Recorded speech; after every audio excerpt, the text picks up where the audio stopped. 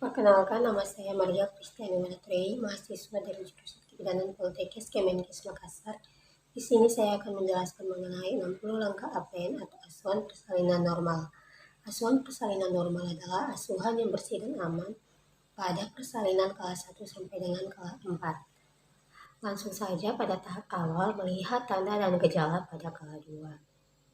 Yang pertama, mengamati tanda dan gejala persalinan kelas 2. Di sini hal yang perlu kita amati yaitu apakah ibu mempunyai keinginan untuk menerat dan ibu merasakan tekanan yang semakin meningkat pada rektum dan vaginanya.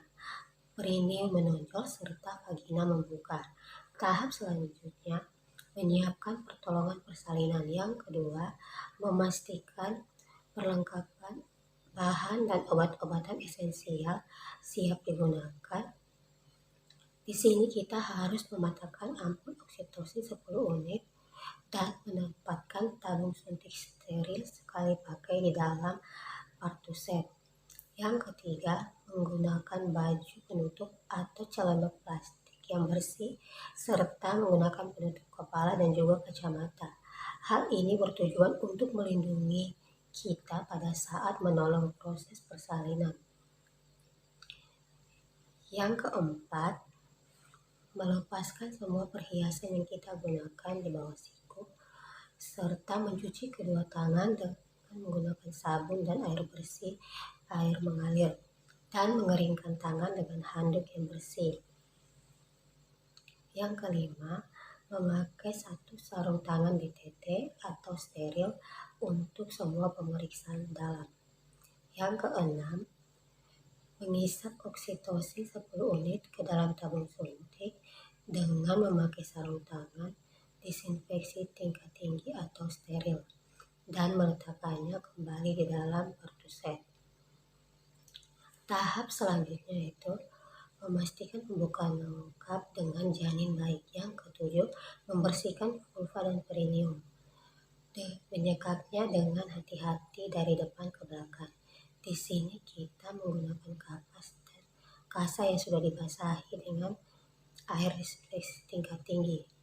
Jika mulut vagina ibu atau anus terkontaminasi dengan kotoran, maka kita harus membersihkannya dengan seksama, yaitu dengan cara menyekanya dari bagian depan ke belakang.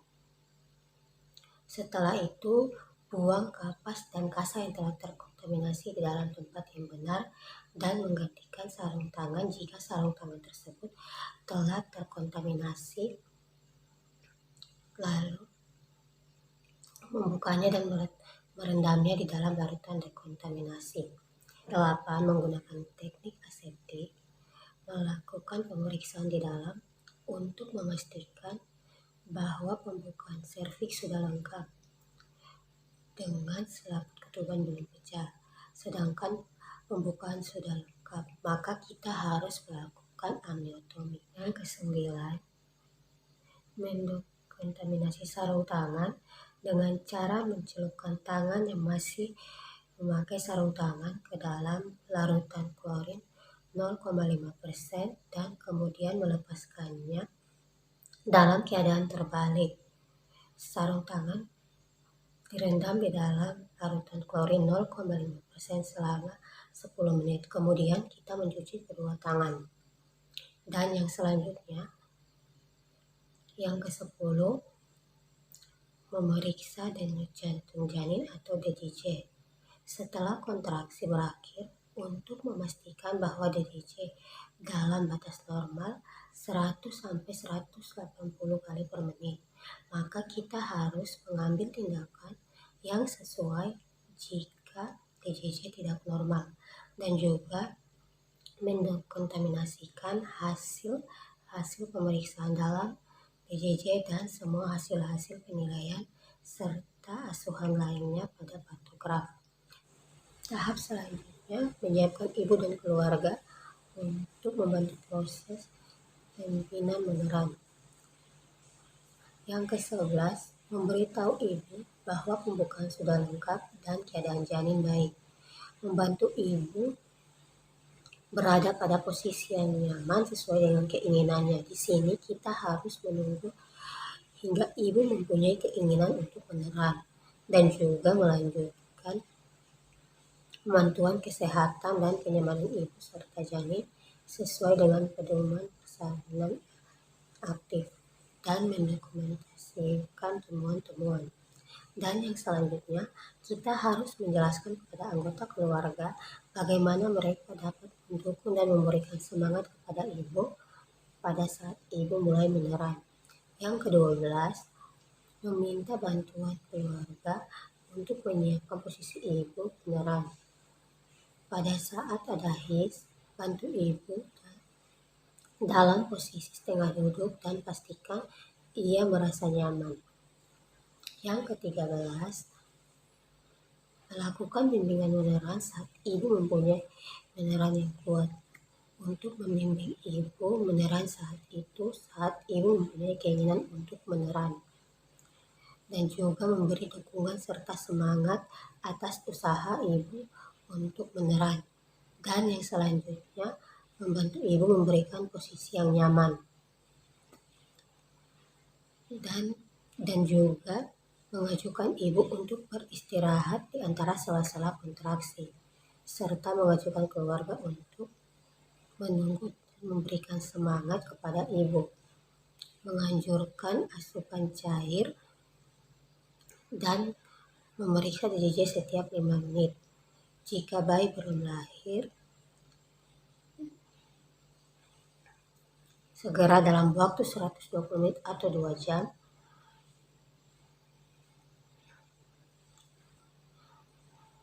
maka ibu harus segera dirujuk. Jika ibu tidak mempunyai keinginan untuk meneran, maka kita harus menganjurkan ibu untuk meneran atau berjongkok dan menemukan posisi yang nyaman. Jika ibu belum meneran dalam waktu 60 menit, maka kita harus mengajukan ibu untuk meneran pada puncak kontraksi dan beristirahat pada sela-sela kontraksi. Tahap selanjutnya yaitu persiapan pertolongan kelahiran bayi. Yang ke-14, jika kepala bayi telah membuka vulva 5-6 cm, maka kita harus menyiapkan handuk bersih di atas ibu untuk mengeringkan kepala bayi.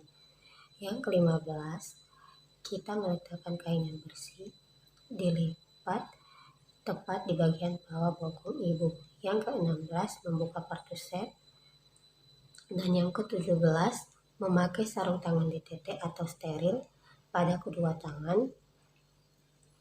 Pada tahap yang selanjutnya, menolong kelahiran bayi, yaitu yang pertama, lahirnya kepala. Yang ke-18, saat kepala bayi membuka vulva dengan diameter 5-6 cm, lindungi perineum dengan satu tangan yang dilapisi kain, letakkan tangan yang lain di kepala bayi dan lakukan tekanan yang tidak menghambat kepala bayi dan membiarkan kepala bayi keluar perlahan-lahan, dan menganjurkan ibu untuk meneran perlahan-lahan atau bernafas cepat pada saat kelahiran bayi. Jika ikonium dalam cairan ketuban, maka segera hisap dengan menggunakan penghisap lendir. Yang ke-19, dengan lembut menyekap muka, hidung, dan mulut bayi dengan kain lap basah atau bersih. Yang ke-20, membersihkan lilitan tali pusat dan mengambil tindakan yang sesuai jika hal itu terjadi. Dan kemudian meneruskan segera proses kelahiran bayi. Jika tali pusat melilit leher bayi dengan melanggar, maka lepaskan pada bagian atas kepala bayi. Jika bagian tali pusat melilit leher bayi dengan erat, maka melakukan klem pada 2 tempat dan mendorongnya. 21, menunggu hingga kepala bayi melakukan putaran faksi luar secara spontan, lahir bahu. Yang ke-22, setelah kepala melakukan putaran Tepatkan kedua tangan di masing-masing sisi muka bayi, menganjurkan ibu meneran saat kontraksi berikutnya. Dengan lembut menariknya ke arah bawah dan kepala keluar hingga bahu anterior muncul di bawah arkus pubis, dan kemudian dengan lembut menarik ke arah atas dan ke arah luar untuk melahirkan bahu posterior, lahir badan dan tungkai.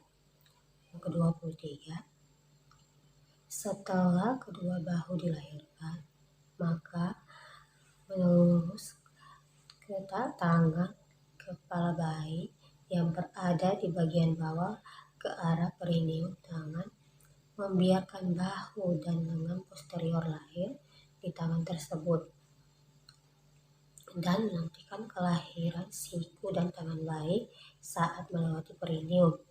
Gunakan tangan bagian bawah untuk menyangga saat bayi dilahirkan. Yang ke-24, setelah tubuh dan lengan lahir, meluruskan tangan yang ada di atas anterior dari punggung ke arah kaki bayi untuk menyangganya. Saat punggung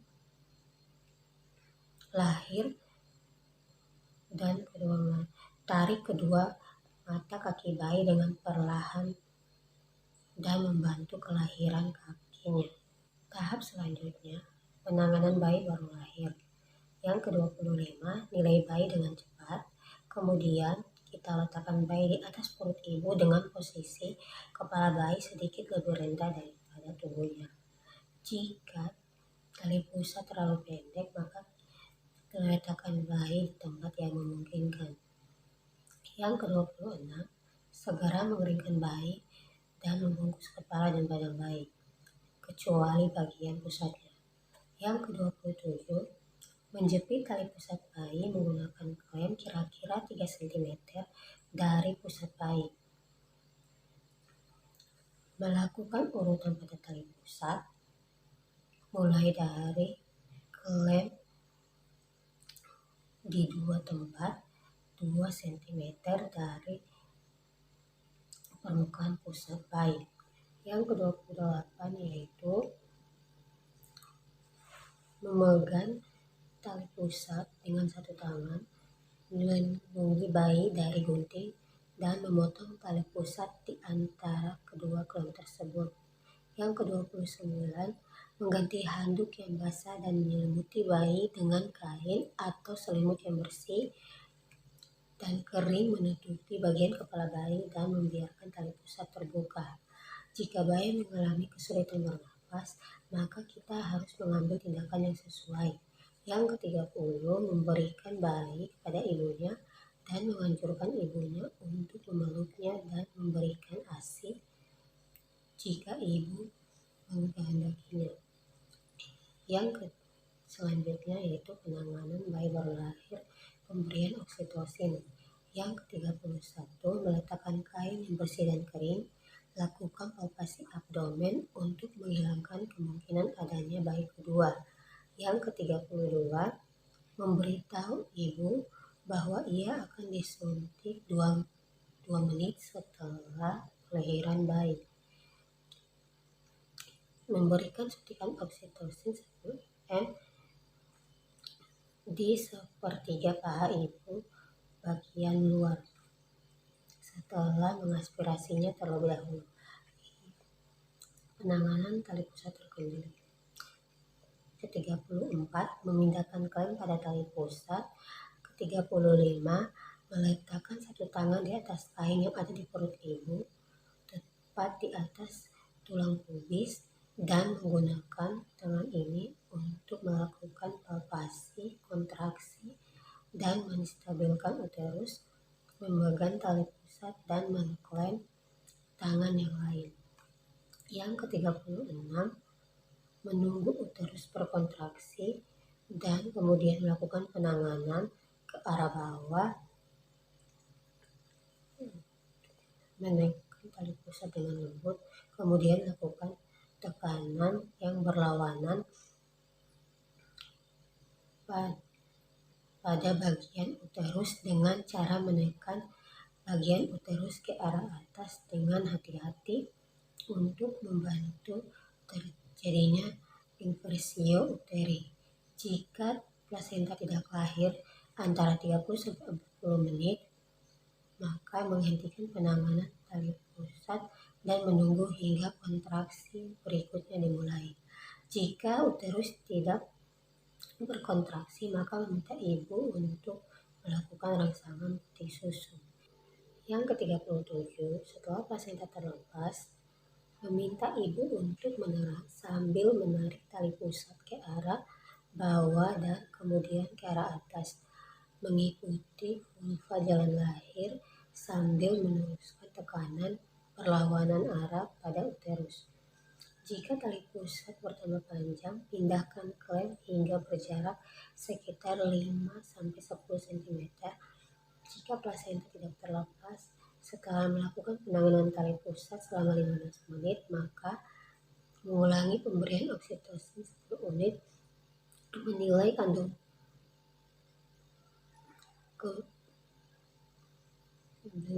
kemih dan mengatasi dengan menggunakan teknik aseptik dan meminta keluarga untuk menyiapkan rujukan. Mengulangi penanganan tali pusat selama 15 menit berikutnya, merujuk ibu jika plasenta tidak lahir dalam waktu 30 menit sejak kelahiran bayi. Yang ke-38, jika plasenta terlihat di introitus vagina, melanjutkan kelahiran plasenta dengan menggunakan kedua tangan, memegang plasenta dengan dua tangan dan dengan hati-hati memutar plasenta hingga selaput dengan lembut dan perlahan melahirkan selaput ketuban tersebut. Jika selaput ketuban robek, memakai sarung tangan disinfeksi tingkat tinggi atau steril dan memeriksa vagina atau serviks ibu dengan seksama menggunakan jari-jari tangan atau klem untuk memeriksa selaput yang tertinggal. Ke-39, segera setelah plasenta dan selaput ketuban lahir, melakukan masase uterus, meletakkan telapak tangan di atas fundus dan melakukan memase dengan gerakan melingkar dengan lembut hingga uterus berkontraksi. Selanjutnya menilai perdarahan. Yang ke-40, memeriksa kedua sisi plasenta, baik yang menempel pada ibu maupun pada janin dan selaput ketuban untuk memastikan bahwa selaput ketuban lengkap dan utuh, maka meletakkan plasenta di dalam kantong plastik atau tempat khusus. Jika uterus tidak berkontraksi setelah melakukan masase selama 15 detik, mengambil tindakan yang sesuai. Yang ke-41, mengevaluasi adanya laserasi pada vagina dan perineum dan segera menjahit laserasi yang mengalami pendarahan aktif. Dan selanjutnya melakukan prosedur pasca persalinan. Yang ke-42, menilai ulang uterus berkontraksi dengan baik dan mengevaluasi pendarahan persalinan vagina. Yang ke-43, mencelupkan kedua tangan yang memakai sarung tangan ke dalam larutan klorin 0,5%, kemudian membersihkan kedua tangan yang masih bersarung dengan air disinfeksi tingkat tinggi dan mengeringkannya dengan kain yang bersih dan kering. Yang ke-44, menempati klem tali pusat disinfeksi tingkat tinggi atau steril dan mengangkat tali pusat disinfeksi tingkat tinggi dengan sampo mati sekeliling tali pusat sekitar 1 cm dari tali pusat. Yang ke-45, mengikat satu lagi simpul mati di bagian pusat yang berseberangan dengan simpul mati yang pertama. Yang ke-46, melepaskan pembeda dan meletakkannya ke dalam larutan klorin 0,5%. Yang ke-47, menyelimuti kembali kepala bayi dan menutupi bagian atas kepala bayi, memastikan handuk dan kain yang digunakan bersih dan kering, dan untuk memulai pemberian ASI. Tahap selanjutnya evaluasi. Yang ke-48, menganjurkan ibu untuk melakukan pemberian ASI. Tahap selanjutnya evaluasi. Yang ke-49, melanjutkan pemantauan kontraksi uterus dan perdarahan pervaginan, yaitu 2-3 kali pertama pasca persalinan setiap 15 menit pada 1 jam pertama pasca persalinan dan setiap 20-30 menit jam kedua pasca persalinan. Jika uterus berkontraksi dengan baik, maka kita harus melaksanakan perawatan yang sesuai untuk penata laksanaan teria uteri. Jika terdapat laserasi, maka kita harus melakukan penjahitan dan menggunakan teknik yang sesuai. Yang ke-50, mengajukan pada ibu dan keluarganya untuk bagaimana cara melakukan masase uterus dan kontraksi uterus. Yang ke-51, mengevaluasi kehilangan darah. Yang ke-52, kita harus memeriksa adanya tekanan darah, nadi, dan kandung kemih selama 15 menit selama 1 jam pertama pasca persalinan dan setiap 30 menit selama 1 jam kedua pasca persalinan. Memeriksa temperatur tubuh ibu sekali setiap jam selama 2 jam pasca persalinan dan melakukan tindakan yang sesuai untuk temuan yang tidak normal. Tahap selanjutnya kebersihan dan keamanan. Yang ke-53, menempatkan semua peralatan yang telah kita gunakan di dalam larutan klorin 0,5% untuk dekontaminasi selama 10 menit. Kemudian mencuci dan membilas peralatan. Yang ke-54, membuang bahan-bahan yang terkontaminasi ke dalam tempat sampah yang sesuai.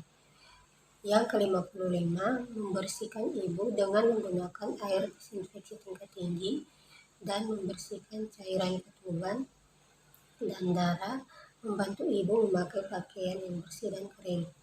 Yang ke-56, memastikan bahwa ibu nyaman dan membantu ibu untuk memberikan ASI serta mengajukan keluarga untuk memberikan ibu minum dan makanan yang diinginkannya. Yang ke-57, mendekontaminasi daerah yang digunakan untuk melahirkan dengan menggunakan larutan klorin 0,5% dan membilasnya dengan air bersih. Yang ke-58, mencelupkan sarung tangan yang telah kita gunakan ke dalam larutan klorin 0,5% dan membalikkan bagian dalam keluar dan merendamnya di dalam larutan klorin 0,5% selama 10 menit. Dan yang ke-59, mencuci kedua tangan dengan sabun dan air mengalir. Dan tahap selanjutnya kita melakukan dokumentasi, yaitu yang ke-60, melengkapi patograf dan melakukan dokumentasi. Baik, mungkin itu saja, sekian dari saya. Terima kasih.